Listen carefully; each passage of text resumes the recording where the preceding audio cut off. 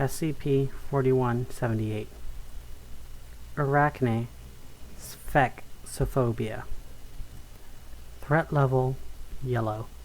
Object class: Euclid. Special containment procedures.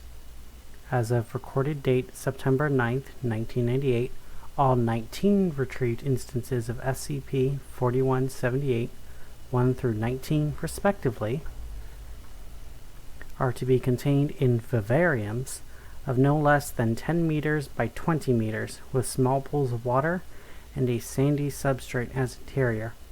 Male and female instances are to be contained separately to prevent further mating and the possible death of male instances. SCP-4178 specimens are to be only taken out of the vivarium for testing purposes. SCP-4178-20 is to be kept in a standard containment locker with an internal temperature of -1 degrees centigrade.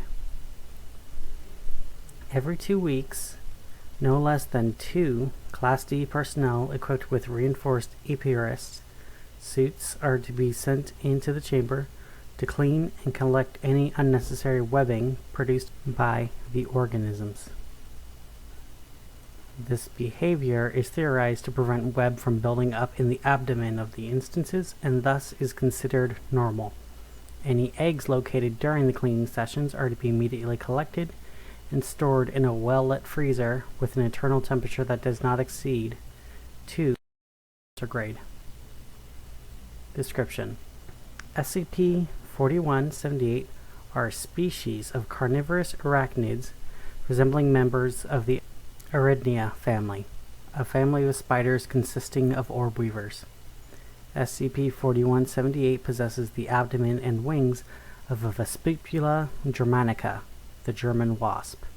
Analysis show that the species of 4178 is the largest flying arthropod to have existed, second only to the Meganeri moni. SCP-4178 specimens have been shown to be able to produce venom in both the stinger and the fangs. Analysis has shown that the venom located in the stinger is much more potent than the venom in the fangs. It has been noted that female members of the species are significantly larger than the males, a common trait seen in a regular spider and most wasp species. Male and female individuals have not shown any other sexual dimorphism. Instances of 4178 were discovered in the cave of an abandoned village located in Spain, housing a colony of specimens comprising of around 50 individuals. A large hive was recovered along with 20 instances. The rest of the colony was killed during the recovery. Other colonies were discovered in the surrounding area and were subsequently eliminated. A cover scenario was created following the operation. DNA tests have shown that SCP-4178 specimens possess a unique kind of DNA. No traces of Vespidae DNA has been found. No Wasp DNA. SCP-4178 will leave a stung victim in a state of complete paralysis, followed by an anaphylactic shock after a few minutes.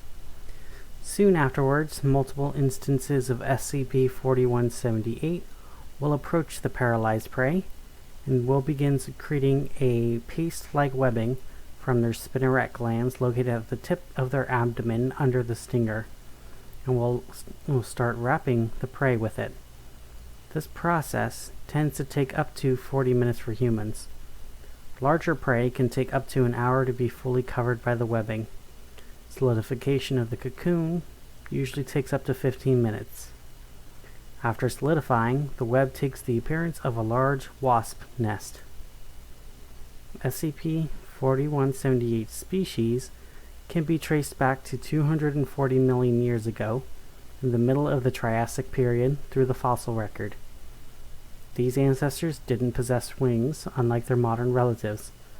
Fossils discovered in Saab in the northern parts of Spain, as well as near Santarém, Brazil, shows that these organisms built trapdoors in the floor using the paste-like silk.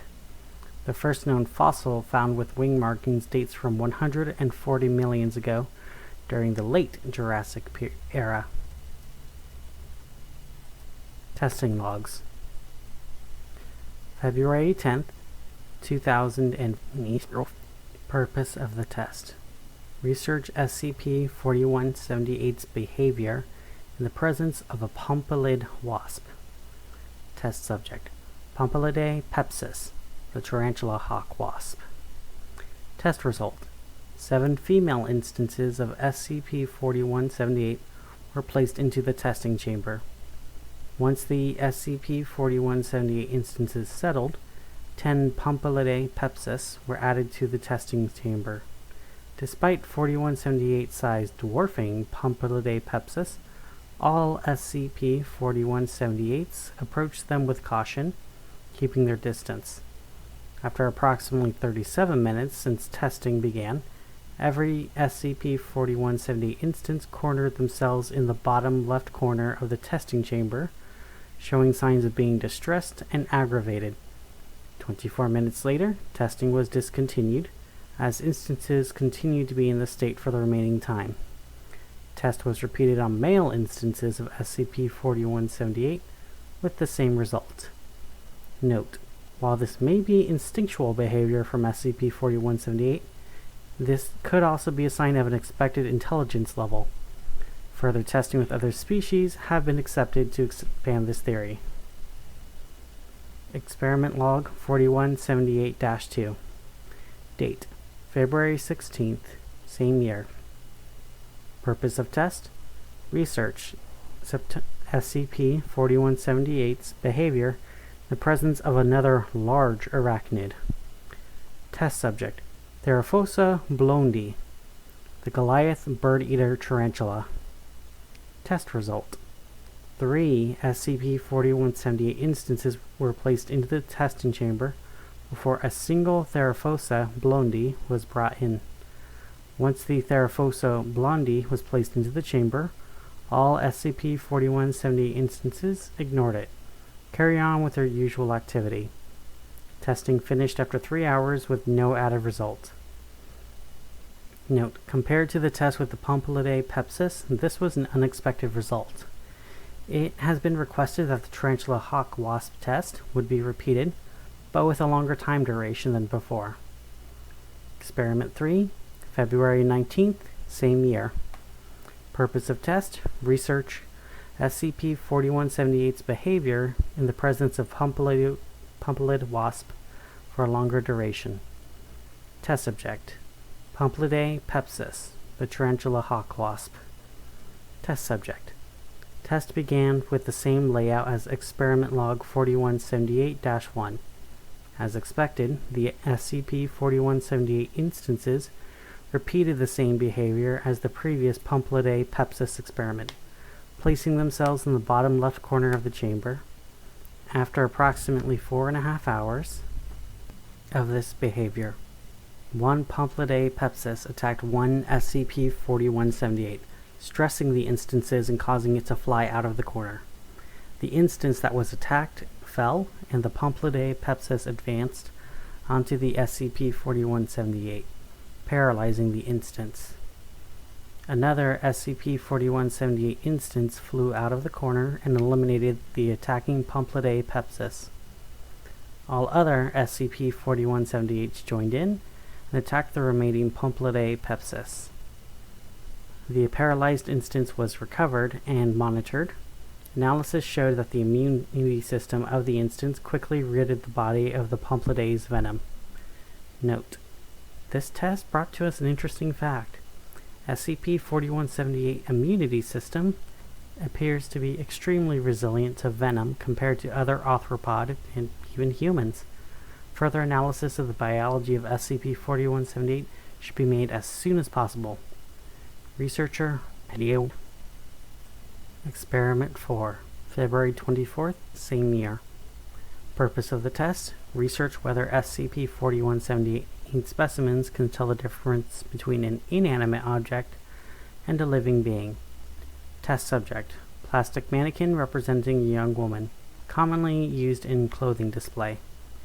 Test result: Mannequin was placed in the center of the chamber. SCP-4178 introduced into the room after 2 minutes. SCP-4178 initiated flight and searched the chamber for 5 minutes before rapidly moving towards the mannequin. SCP-4178 started biting and stinging the mannequin, but soon stopped. SCP-4178 proceeded to what appeared to be sensing the mannequin with its stinger. Test ended soon after. SCP-4178 resumed roaming the room for 10 minutes. Note: despite initially showing signs of aggressiveness towards the mannequin, the reaction of SCP-4178 after discovering the prey was not a living being shows a degree of intelligence not shown in most arthropods. It also seems that SCP-4178 species naturally sees human as prey. This is deducted by observing SCP-4178's reaction upon locating the mannequin during flight and landing. Experiment 5. Date: March 2nd, 2050. Purpose of test: research SCP-4178's behavior towards its ancestor. Test subject: ancestor of SCP-4178 species recovered from SCP-646. Subject labeled SCP-4178 Omega. Test result: female instance designated for SCP-4178-14 is introduced to the test chamber. After 5 minutes, SCP-4178-Omega is introduced to the chamber. SCP-4178-Omega is observed drumming for 25 seconds. SCP-4178-14 is soon afterwards observed to start shaking, after which SCP-4178-Omega started moving towards SCP-4178-14 at a slow pace, until fully facing SCP-4178-14's rear. SCP-4178-Omega proceeded to rub his pedipalps on SCP-4178-14, then quickly retreated to a corner of the room. Test ended after 10 minutes of no further movement of the instances. SCP-4178-14 was retrieved and put in a vivarium until she laid an egg sac. The egg sac was quickly recovered. Analysis indicated that all the eggs were infertile. SCP-4178-14 was restored in the female vivarium shortly after. Note: soon after the test ended, SCP-4178-Omega was placed in the male vivarium and appears to have been accepted by the other instances. It appears that SCP-4178-Omega species used to use both pedipalps to prevent sperm competition between males. Experiment Log 6. Date: March 7th, same year as previous test.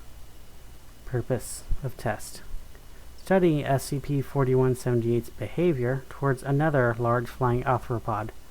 Test subject: Meganuri Brongniarty, recovered from SCP-3057. Test result: 4 SCP-4178 instances were introduced in the testing chamber before a lone Meganuri Brongniarty was brought in. Once with a Meganuri Brongniarty was placed into the chamber, all SCP-4178 instances ignored it, carry on with their usual activity. After 15 minutes, the Meganuri charged into a lone instance, later identified as SCP-4178-20, latching onto the back of the instance and proceeding to tear off the wings and the abdomen of SCP-4178-20, incapacitating it. The 3 remaining instances soon noticed what happened and started to attack the Meganuri Brongniarty. Subject soon fell to the floor of the chamber. The twitching of the wings indicated it was still alive at the time. The largest of the SCP-4178 present during the test advanced toward the Meganuri and proceeded to remove the head with the use of its fangs. The instances got around SCP-4178-20 and and started encasing it in web. After 1 hour of no additional results, the test was ended. The remains of SCP-4178-20 were recovered and stored in a temporary freezer. Note: unlike regular insects, it appears that SCP-4178 species is capable of feeling sorrow, as well as anger when witnessing the death of a member of its species. Additional note: testing has been suspended following the loss of SCP-4178-20. The reaction of the Meganuri and the death of SCP-4178-20 were not planned, and we don't want to lose any more of the remaining instances. Signed 05 Addendum 4178.1, the Expedition Log. In 1980, an expedition was sent to investigate a rumor mentioning the children of the spider goddess. In a secluded region of Brazil was initiated. After several days of researching the surroundings, a hidden pre-Columbian temple was found, supposedly built by an unknown pre-Columbian tribe. An immediate query sent by the commanding officer, researcher, demanded 2 Class D personnel from Site on immediate transfer, 2 standard exploration field kits, 2 wireless headsets capable of recording and transmitting audio. All requests were accepted. The following video transcript was filmed during the first exploration attempt on 19th of May, 1989.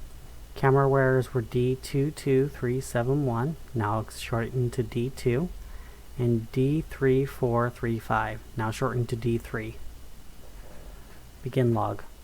Background audio is heard, voice identified as researcher video, briefing Class Ds before entry. Head-mounted video becomes active, no anomalous surroundings are noted at this time. Footage shows D2 entering the tomb with moderate hesitation, stating that, "I don't deal with this voodoo shit." Subject was promised extra free time privileges when back at site if expedition was conducted.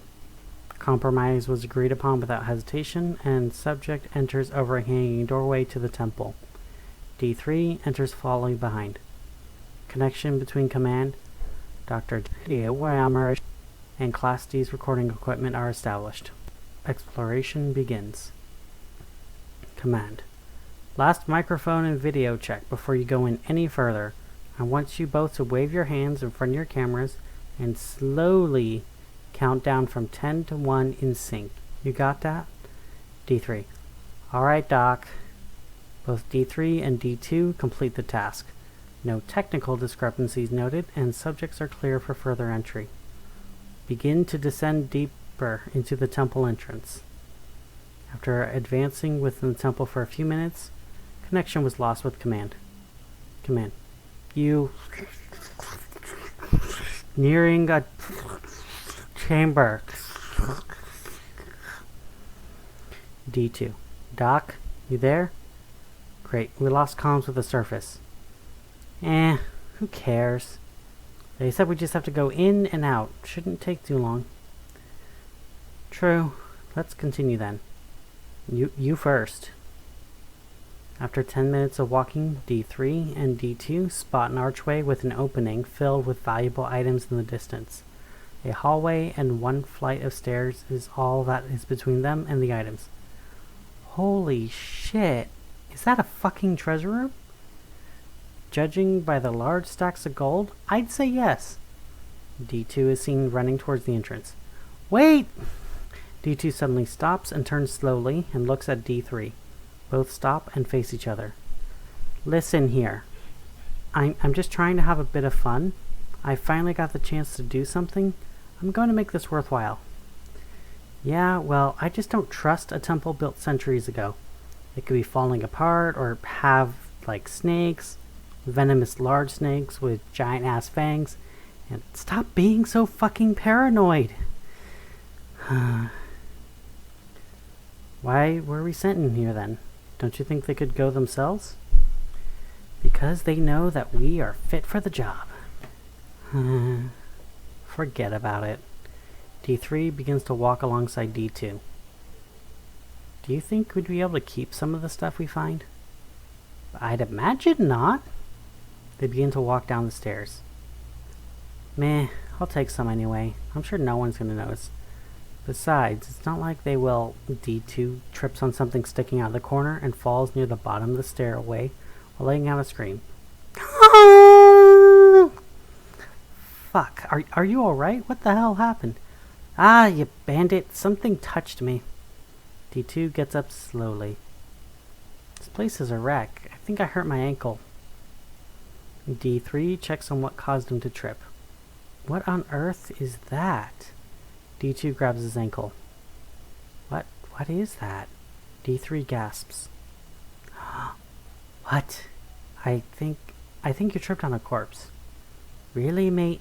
It's an ancient tomb. Of course there's bodies. No, I mean it looks kind of fresh. Huh? Why don't you go check? D3 cautiously returns up the stairs. Dude, there are like 2 bodies. They still have skin. Ugh, this is so disgusting. I wonder what causes that. Is this place cursed or some shit?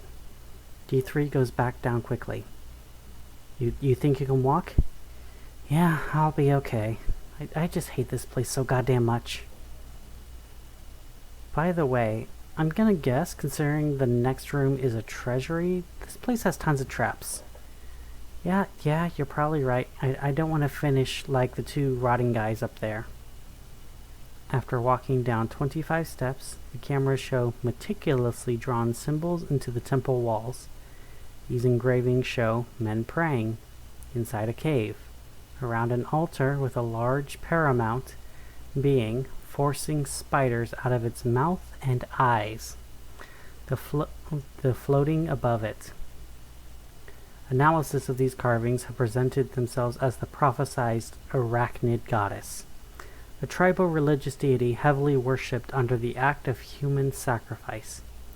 Retrieved dated sacred texts have described the goddess as our mother in skin, in bones and sky, as the one who guides us with the blood path to fortune, and we give the baby with sin to her in sting, feast, and rape, so we do not suffer the burden of cruel new men.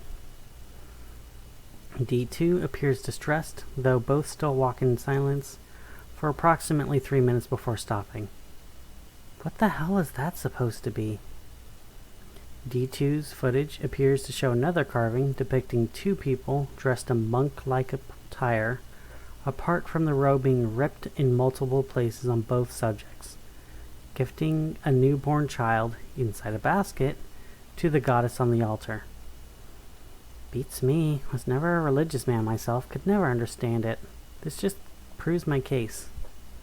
But doesn't this stuff freak you out? I mean, just look at what's going on with that poor kid. Come on, man. I don't want to be down here for long either. Just man up and continue. Seen via D2's video feed, D3 appears to be notably shaken, sweating profusely and looking apprehensive. After 2 minutes, D3 agrees to proceed and is seen walking alongside D2 with his hand on the wall. After 5 minutes of walking through the temple, a dead end can be seen in the distant footage. D3 stops before they can reach it. Hey, I think I got something here. D2, what is it? We're practically at the end, so we can piss off back to the start and get out of this place. D3 begins to push on a part of the wall, which starts to open, revealing a hidden room with 2 buttons, with a design of a wasp and a spider respectively. Christ, this place just gets bigger and bigger, doesn't it? Well, I don't want to find out what's inside, so you may take the lead.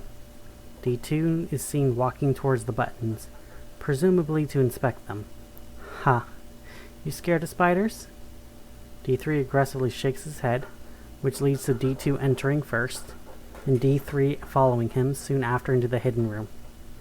D2, we have some more buttons over here. I'm tempted to press them, but I think this whole place will go Temple of Doom on us. That Scientist guy told us to check everything, so start pressing them. This place looks old, so maybe it won't do anything. We get to go home. D2 seems hesitant, but then presses the 2 buttons. After a couple seconds of pressing the buttons, a piece of the wall moves out of the way to reveal a secret chamber, and a light mist arriving on the shins leaks from the chamber. What the hell? Alright. Let's just tell those scientists back there that this was all we found. D2's drop stops mid-sentence, and the camera reveals that there is a mummified corpse wearing a jewel around their neck. D2 is then seen to slowly wander in. Dude, what are you doing? I see something here. As D2 gets close to the corpse, the mist begins to lower and starts to reveal a dead instance of SCP-4178 in a curled up position. D3 soon notices the dead instance and begins to step away from the entrance. Oh fuck, what is that? Dude, I need your fucking help. D2 successfully approaches the mummified corpse and takes the jewel, only to turn around and see the half-buried instance of 4178 in the mist. Wow, what the fuck is that? Wait, I think it's dead. D3 is seen standing by the wall trying to gain some distance from the dead instance. Oh yeah? What makes you think that, Sherlock? Look at how its legs are curled up. It's dead. I used to keep spiders before being sent to jail. I know the body language of the... What? Dude, I get that you were scared of spiders and all, but come see the ship. The thing has wings. A big-ass body. Almost like a hornet. Great. Flying fucking spiders.